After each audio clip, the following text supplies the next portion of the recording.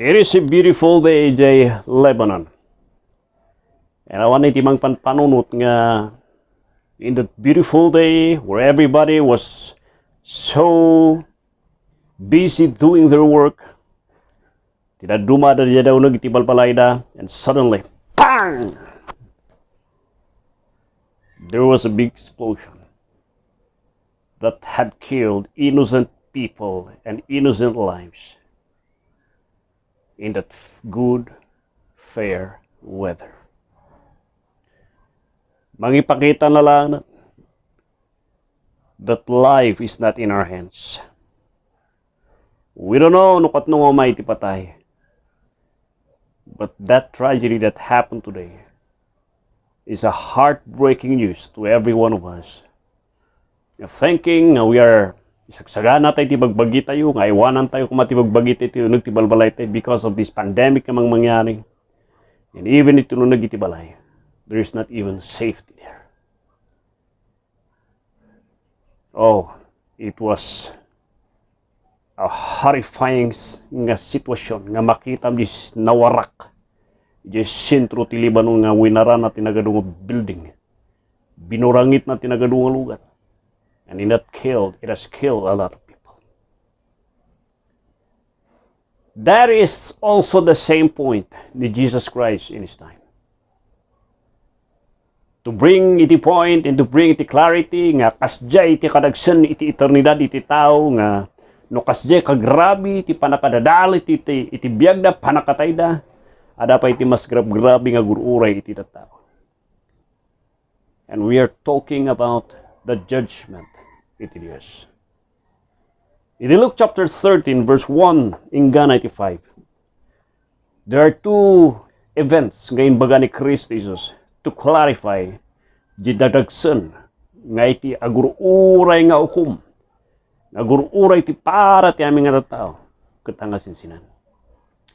He went the first nga scenario di lately lang nga napasama kanyada on the event di kunata yung nga di unag ti temple when Pontius Pilate tried nga inala na dagiti soldado na, and they butchered, they massacred, tinabatabat na dagiti tao, and even the priest nga di unag iti templo nga de templo kot nagbalin nga kadardara dara ti animal ken dara ti tao agay ayos di unag ti templo. Dibut-butang ni Pontius Pilate nga dagiti tao nga dagitoy ket they are trying and they are planning iti rebellion kanyana. They are trying nga paikatan isuna, tibut-butang na nga madin na ti mapaikat iting kasta na ditoy. He went there. Ginundawayan na ti tiyempo ti panagdadayaw dagiti nga tao. Imunag iti unag ti templo ket pinagtabat namin nga tao nga dijay. And when the people went and see the people, what has happened there? Could you just imagine? Nagkaywara ti ulo, nagkaywara ti ima, kung ti saka dagiti tao diya nga naputod ti bagbagida. Gapos iti massacre yung kasta ni Pontius Pilate. Nalpas nga istorya ni Kristo Jesus diya kunana imbaga na, I tell you, diya verse 3, no kasatno iti kagrabe dagiti nga tao nga nagdusa ken grabe nga naparigat da karkaro iti ukum nga gururay kanyada iti impyerno. Then he later on si maruno man nga istorya na iti pasamak di Siloam. Di Siloam iti pagdigusan nga dayta ket ijigin na. Ada iti dakkel ijay nga nga batu nga etek sinubangir na, dimteng ija chimpo, agdidigos dagiti tao, nagpintas ti aldaw. Dan bigla nga maramdaman nag-collapse di maysa, napitpit dagiti tao nga agdidigos sa Siloam. And could you just imagine, dagiti tao nga napitpit, nga agdidigos sa karayan. Aday ba kada kayo?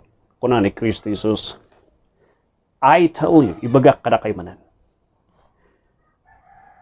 No aging ganahan kayo pa ilang agbabawi ti basbasol yu. No kasatmo ti panakadengeg yung naduna pitpit dagito nga kakasi dagito nga tao. Mas karkaro ti gururay kada kayo iti impyerno. I was bothered iti napalabas nga lalaw. At may isa nga kadwa tayo nga viewer who are talaga nga insist na nga talaga nga there's no such thing nga eternal destruction iti hell. There is no eternal punishment iti hell. Di mapasamak lang niya kano kat no ikaro niya na iknalpas ng ikaro iti impyerno ti bason mo ilubos na kaniya po di sa impyerno. I tell you, the Bible how many times nga inpaga ni Kristo Jesus the word nga ingana nga awan patinggana nga dusa. The 2 Thessalonians an everlasting destruction. And what's the point of preaching ako natin agkasabata yung agbabawi kay di basolyo no kas di matlanggem ti mapasamak enjoy kay di basolyo di bali tama pang kay tumatlang di mapang kay tumatlang di langit numalpas kay karoy ti basolyo di impyerno. It will kill the preaching ministry. It will kill the preaching iti mission. It will kill iti minsay iti justice iti Diyos. It will kill the minsay iti repentance. That there's no need, enjoy ka din. Lugi ka. Anyway, bagsak tayong tumatlaan kat iti langit. My friend, it is quite bothering ti mga mangyari ti lubong tayo. But just like J. Lebanon, nanukitaan tayo bimtak di dya kasla na balon nga bimtak nga di dya nga apoy. Could you just imagine the fire nga mga lalimon iti kararwa tayo, nga mapupuran tayo, masinsinit tayo, namawan patinggana. Haan tayo nga matmatay. Oh my friend. It is indeed a tragedy iti Lebanon, and it is a reminder kada tayo of a greater judgment ang mas nakabutbuton nga gururay ti kararwa ti maysa nga tao nga hana nga anayon ni Jesucristo nga manabut ken mangisalakan. Kabsat. Katnupay nga awatom ni Kristo Jesus. Katnupay nga akseptaron may babawi miti basol mo. Apay nga masapol nga ibabawi tada ta basol mo nga dayta ti mangibelang iti kararwa ti impyerno. Katnupay nga talkom nga umanay tinarami ni Kristo Jesus. Umanay tinarami ni Kristo Jesus. Dita tirasun no apay nga ni Diyos ama kat pinili na isuna. Ta umanay ti sakripisyo na. Kapsat. Agpanunot tayo manan iti biyag tayo. 5 nga bulan nga mapadpadas tayo ti COVID. Nakita yu kan nangagyumot siguro dagi may papabuya kada teng agpukpukaw di ICU. Nga dumaw dawat ti tulong di ICU nga ni handa makangangas na kung ano na. And could you just imagine yourself for eternity in hell? Nga you cannot fully breathe in hell because di asok iti apoy. Di sinit iti apoy. And forever and ever you will be there. Because of rejecting the finished work ni Jesus Christ, you will be there, my friend. God has made a solution, and the solution is the gospel. And when I say the gospel, I am not talking about the religion. I am not talking about baptism.